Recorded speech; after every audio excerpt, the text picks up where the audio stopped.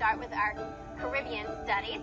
And I have talked to you a little bit about the centers that we're going to be working in. One of them is going to be about maps. Another group is going to be working on flags. Another group will be working on food with Miss Stevens. And another group is going to be in the computer lab, and you're going to be listening to 3 different types of music.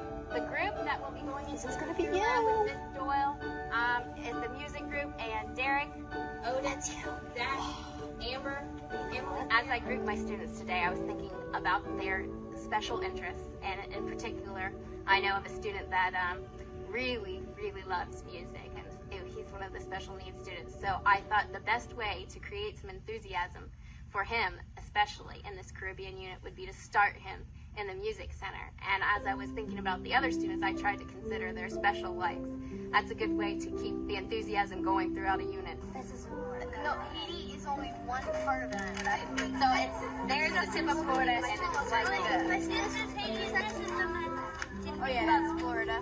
That's right. This is half Haiti, half Florida. I try to incorporate some multiple intelligence skills so that students get a chance to do some things that they may not normally get to do in other places, and they have a chance to show what their abilities are in those areas. Hey, Derek, you want to listen to this one?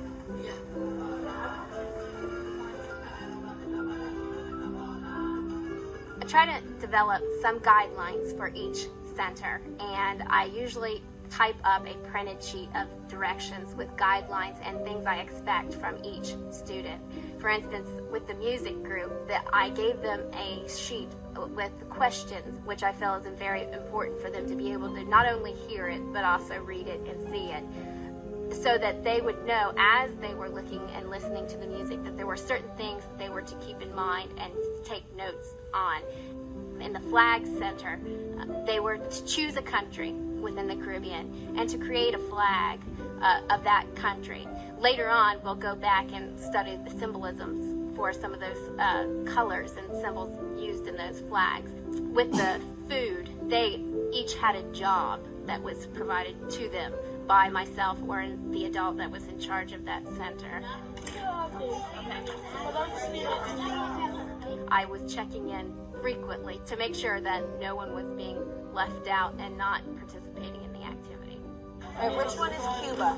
Did you circle Cuba and put your name on it? Some of the issues I have to take into account are special needs of particular students, and I knew that Amy Jordan, the inclusion specialist, would be in the room, and that one of the students that was working in her group on flags would especially need her support with some of the physical aspects of creating those flags. And I was planning on him being there today because I knew that I would have her available to me to help with that support. All right. I need to see how long.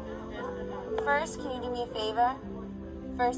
favor? Show me which flag is Cuba. Because I don't know what it looks like. Awesome. Okay, now what size flag are you going to do? When I am working with regular classroom teachers to try and figure out grouping for children with special needs, to pair them with peers who do not have special needs, I really try to think about what peers will be sensitive to their needs, because a lot of the children that I deal with have some habits that can be perceived by kids as annoying. A lot of kids who aren't aware of their bodies, and so they're kind of on top of kids. That we have, keep your body to yourself. They will ask questions, repeatedly, and some kids have limited patience for that, whether it's because they have limited experience with children like that, or they just have a short fuse for that. All right. Good job. Nice, huh? Now, you get to pick Is a great job. another one to do. You did a nice job, huh? That was really good. Oh, that's great. Yeah. So has anyone When trying to plan lessons for children with special needs and working with the classroom teacher to do that, I think the important thing to do is hit on a lot of learning styles, or even breaking down a lesson. So there's the visual component, there's the auditory component, there's the tactile component. So I think you just really have to try and present information in as many ways as you can and through as many channels as you can. And I think that that's good teaching practice. There's a lot of still drums, and they have a different sound to them, don't they? What about in the other? What did you think, Derek? Piano.